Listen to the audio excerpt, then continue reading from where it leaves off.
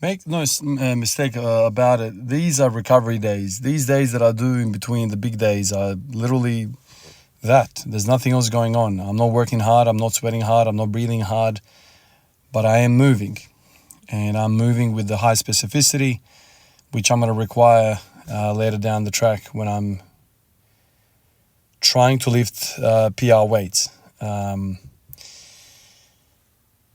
lot of people like, no, that's too much. You can't do that. But at the start of this crazy PR period, these 160 kilo squats, daily singles that I was doing were 75% for my max. Now they're like less than 70. They're like at 68% or something like that if you do the math. So I'm essentially doing 70% singles most of the week. And then a few days of the week, I'm actually working hard and I'm training the accessory muscles, which I've deemed very important for the act of squatting.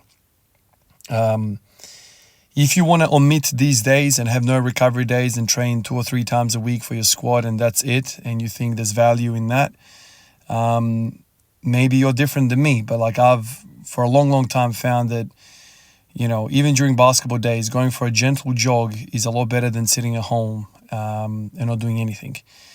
That's just the feeling that I've felt. I don't have any science, and frankly, I don't really care what the science has to say because I have many years of experience of playing sports, training for sports, trying to get better, and I've always felt better when I've moved.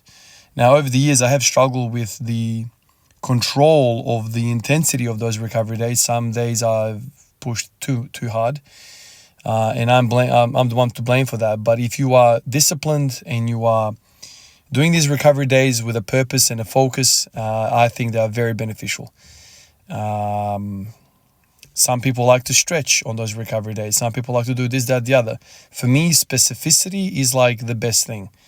But we for some reason have been taught in this modern age that every time you train, you are sending it to the maximum. You are just going nuts. Whether that is, the result of a few famous people preaching these types of things, I don't know. Whether that's the bodybuilding circuit, the professionals who are, using all sorts of things, all sorts of supplements, I don't know.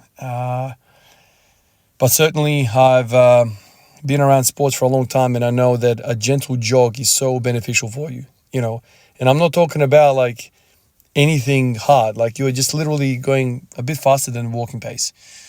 It gets you out, it gets the blood moving, and from the medicine side of things, like, from my professional career, movement truly is medicine. I've said this many times before. People have hip replacements and we try to get them up that same day.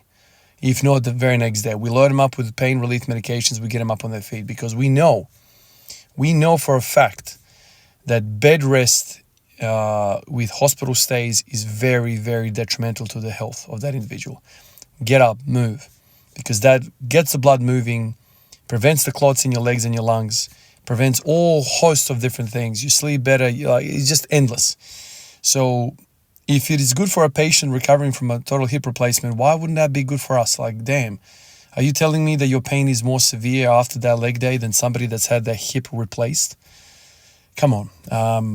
We all tell ourselves these beautiful little stories, how we're so tough and we're the toughest and we're the greatest and blah, blah, blah, blah. And the leg day was atrocious.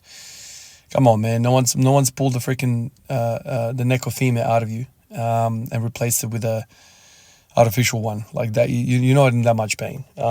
So that's always been my belief. I've always recommended that to people. But people, for whatever reason, they'll say, it's not good because maybe they're just too lazy, that can't be bothered.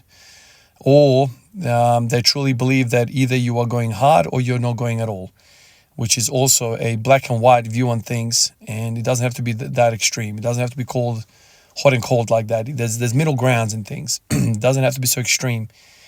You can go outside and shoot some free throws in between your basketball training sessions and your basketball games. You can shoot. You can bounce the ball, dude. You are not going to impede some sort of magical genie of recovery because you've bounced the ball once. It's all relativity. For people that say the squat every day doesn't work, I don't think they understand what doing anything every day means. That doesn't mean if you're trying to learn a guitar, you're playing 10 hours a day and you make your fingers bleed. No, that's not. Why do you think that? I think you need to get out of that mindset of it's 10 out of 10 or it's 0 out of 10. No, dude, there are there are numbers in between 0 and 10. You can do a 2 hour or 2 out of 10 session. This session today, it took me 15 minutes.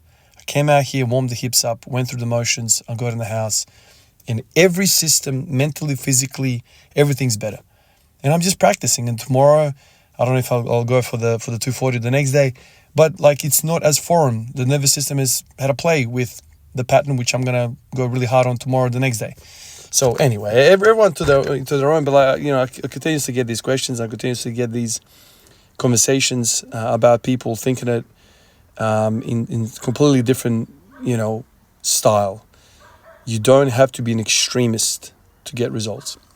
Appreciate you guys. I'll catch you in the next one. Peace out.